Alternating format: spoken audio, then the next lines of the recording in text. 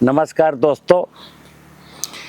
मनुष्य के मरने के बाद उसके परिजन उसकी आत्मा की शांति के लिए नाना प्रकार के यत्न करते हैं। ऐसा एक परंपरा चली आ रही है।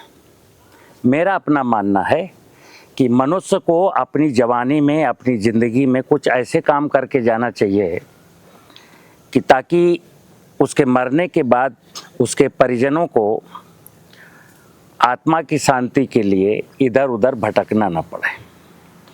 पहले तो मैं क्लियर कर दूं कि मैं विनोद कुमार सचान जब से पैदा हुआ, जब से होश संभाला और अब मैं ज़िंदगी जी रहा हूं, जब तक ज़िंदगी जीऊँगा, अगर मैं अपने जीवन में ऐसे काम करता हूं कि जिससे किसी को तकलीफ़ नहीं होती है, यानी कि जड़ जगत और चेतन जगत और मानव जाति के लिए मैं कोई नफ़रत का बीज नहीं बोता हूं, सबके साथ परस्परता में मिल करके जीता हूँ, सबकी खुशियों का ख्याल रखता हूँ, अपनी निजी ज़िंदगी के लिए, अपने निजी लाभ के लिए, निजी स्वार्थ के लिए किसी को कष्ट नहीं पहुँचाता हूँ, तो मैं जब मरूंगा तो मेरे परिजन मेरी आत्मा की शांति के लिए दुआ करें या ना करें, मेरी आत्मा को शांति मिलेगी और मेरा प्लेसमेंट भी सही होगा।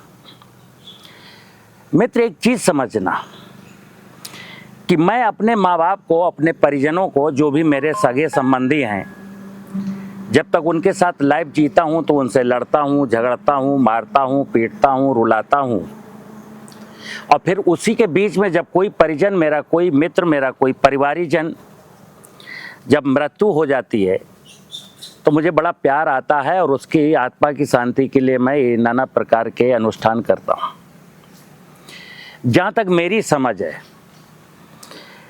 कि कहा गया कर्म फल का सिद्धांत, जो मैं करके जाऊंगा उसकी भरपाई हमको करनी पड़ेगी। अगर मैं खराब करके गया हूं, मैं विनोद कुमार सचान, मैं यहाँ अच्छे कर्म नहीं करता हूं,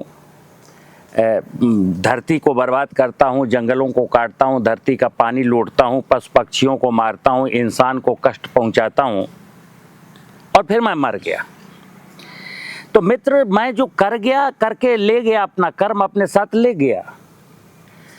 अब हमको, हमारी आत्मा को या मेरे अच्छी जगह जाने के लिए कोई यहाँ दुआ करे या ना करे, अगर मैं गंदा था तो दुनिया के 8 अरब लोग मेरे बारे में दुआ करें, कुछ नहीं होने वाला। अगर मैं अच्छा था तो कोई दुआ करे या ना करे। मैं ये बात इसलिए कह रहा हूँ मित्र कि हम सब लोग अज्ञानता में जी रहे हैं और ये बहुत बड़ी अज्ञानता है कि लोगों ने कहा कि कुकर्म करके आओ और फिर मैं आपके लिए अनुष्ठान कर देता हूं, तो इस जो आपने पाप किए वो पापों की भरपाई हो जाएगी, मतलब ईश्वर आपको माफ कर देगा। मित्र, एक मानवीय अपराध होता है। मनुष्य अगर मनुष्य के साथ कोई अपराध करता है तो आपको मालूम है कोर्ट कचहरी में मुकदमा चलता है, जिला न्यायालय है, हाई कोर्ट है, सुप्रीम कोर्ट है। लेकिन मित्र, एक ईश्वरीय अपराध होता है। ईश्वरीय अपराध का मतलब है कि ईश्वर ने हमको जो निर्देश दे के मनुष्य योनि में पैदा किया था कि बड़े भाग मानुष तन पावा, ये मानव का शरीर जो बड़े भाग्य से मिलता है, और मैं जब होश संभालता हूँ यानी बालिग होता हूँ, सरकारी नियम के अनुसार जब कोई व्यक्ति 18 साल का हो जाता है तो उसको बालिग मान लिया जाता है। ये परिभाषा गलत है। बालिग और नाबालिग के बीच का भेद इतना है, जब जिसको समझ आ जाए। भगवान बुद्ध को तो 13 साल की उम्र में समझ आ गई थी। भगवान बुद्ध तो 13 साल की उम्र में बालिग हो गए थे। और यहाँ बहुत सारे लोग पैदा होते हैं और बालिग होते ही नहीं और मर जाते, यानी समझदारी आई ही नहीं, मर गए। जिनको समझदारी नहीं आई और मर गए, अब उनकी आत्मा को शांति कैसे, मतलब कौन सा अनुष्ठान है दुनिया में? शास्त्रीय विधान, कोई भी शास्त्रीय विधान ऐसा नहीं कहता कि हम इस बुरे व्यक्ति को जन्नत में पहुंचा देंगे, स्वर्ग में पहुंचा देंगे। मित्र, मेरा निवेदन ये है कि युवा पीढ़ी से, बुजुर्गों से, हम जैसे लोगों से, जो भी मेरे वीडियो देखते हैं, जो भी मेरे फॉलोवर हैं, मित्र, एक ज्ञान होता है, ज्ञान ही समझदारी है। और ज्ञान का मतलब क्या है कि मुझे ये पता चल जाए कि मैं इस धरती पर क्यों आया, तो मैं किसी को लूटने नहीं आया हूँ, किसी को रुलाने नहीं आया हूँ। मेरा काम है कि मैं इस धरती में माली के रूप में आया हूँ, तो हमको इस धरती रूपी बगिया का माली बन के रहना है। और इस धरती में जितने भी प्रकार के फूल फल वनस्पतियाँ हैं, जीव जंतु हैं, मानव जाति है, सबके साथ परस्परता में मिल कर के प्यार से रहना है। छोटे छोटे इशू को लेके झगड़ा नहीं करना है।